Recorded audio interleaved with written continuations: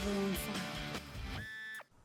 BJP ಕಾಲದಲ್ಲಿ Covid ಹಗರಣಗಳು ಒಂದಲ್ಲ ಎರಡಲ್ಲ ಪ್ರತಿಯೊಂದು ಪರಿಕರಗಳ ಖರೀದಿಯಲ್ಲೂ ಕೂಡ ಅಕ್ರಮ ನಡೆದಿದೆ ಅಂತ ಹೇಳಿ ಅನೇಕ ಆರೋಪಗಳಿತ್ತು. ಆರೋಪದ ಜೊತೆಗೆ ಒಂದು ಸಮಿತಿಯನ್ನು ರಚನೆ ಮಾಡಿ ತನಿಖೆಗೆ ಕೂಡ ವಹಿಸಲಾಗಿತ್ತು. ಇದೀಗ ಮೊದಲ ವಿಕೆಟ್ ಪತನವಾಗಿದೆ. ಬಿಜೆಪಿ ಕಾಲದ ಕೋವಿಡ್ ಹಗರಣದ ಮೊದಲ ವಿಕೆಟ್. ವೈದ್ಯಕೀಯ ಶಿಕ್ಷಣ ಜಂಟಿ ಆಯುಕ್ತ ಜಿಪಿ ರಘು ಅಮಾನತಾಗಿದ್ದಾರೆ. ಅನುಮೋದನೆ ಇಲ್ಲದೆ ಪಿಪಿಇ ಕಿಟ್ ಖರೀದಿಸಿರುವಂಥ ಆರೋಪ ಇದೆ. ಜಿಪಿ ರಘು ಅಮಾನತುಗೊಳಿಸಿ ಸರ್ಕಾರ ಆದೇಶವನ್ನು ಹೊರಡಿಸಿದೆ. 2019ರಿಂದ 21ರ ಅವಧಿಯಲ್ಲಿ ನಡೆದಿದ್ದಂಥ ಕೋವಿಡ್ ಹಗರಣ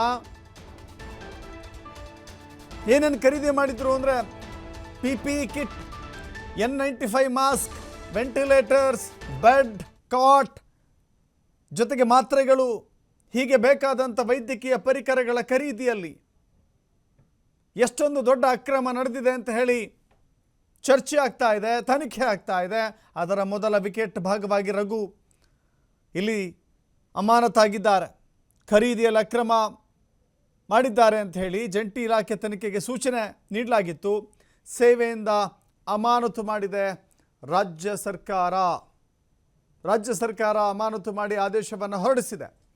ಸೊ ಈಗ ಇದೊಂದು ಎಚ್ಚರಿಕೆಯ ಗಂಟೆ ಆರಂಭ ಮಾತ್ರ. ಇದು ಇನ್ನು ಅನೇಕ ದೊಡ್ಡ ದೊಡ್ಡ ಕುಳಗಳು ಕೂಡ ಇದರಲ್ಲಿ ಸಿಲುಕಿ ಹಾಕಿಕೊಳ್ಳುವಂಥ ಸಾಧ್ಯತೆಗಳಿದೆ. ಈಗ ಅಧಿಕಾರಿಗಳು ಮುಂದೆ ಇನ್ನು ದೊಡ್ಡ ದೊಡ್ಡ ಅಧಿಕಾರಿಗಳ ಪಟ್ಟಿಯೇ ಇದೆ ಅಂತ ಹೇಳಿ ಕೆಲವಷ್ಟು ಜನ ಮಾಹಿತಿಯನ್ನು ಹಂಚಿಕೊಳ್ತಾ ಇದ್ದಾರೆ.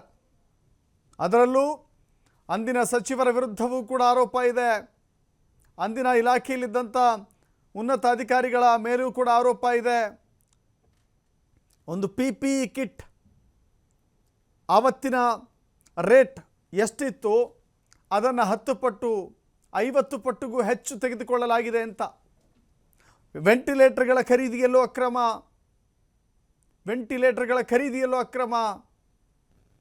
ಬೆಡ್ಗಳ ಖರೀದಿಯಲ್ಲೂ ಅಕ್ರಮ, ಒಂದು ಮಾಸ್ಕ್ ಖರೀದಿಯಲ್ಲೂ ಕೂಡ ಅಕ್ರಮ. ನಮ್ಮ ರಾಜ್ಯದಲ್ಲಿ ಖರೀದಿ ಮಾಡಿದಂಥ ದರವನ್ನು ಪರಿಶೀಲನೆ ಮಾಡಿದ್ರೆ ನಮ್ಮ ರಾಜ್ಯಕ್ಕೂ ಪಕ್ಕದ ರಾಜ್ಯಕ್ಕೂ ಅಜಗಜಾಂತರ ವ್ಯತ್ಯಾಸಗಳು, ಅಜಗಜಾಂತರ ಬೆಲೆ. ಸೊ ಹೀಗಾಗಿ ಇದೆಲ್ಲವೂ ಕೂಡ ತನಿಖೆಗೆ ಒಳಪಡಿಸಲಾಗ್ತಾ ಇದೆ. ಈಗ ಅದರ ಭಾಗವಾಗಿ ಮೊದಲ ವಿಕೆಟ್ ಪತನ ಆಗಿದೆ. ಜಿಪಿ ರಘು ಅಮಾನತಾಗಿದ್ದಾರೆ.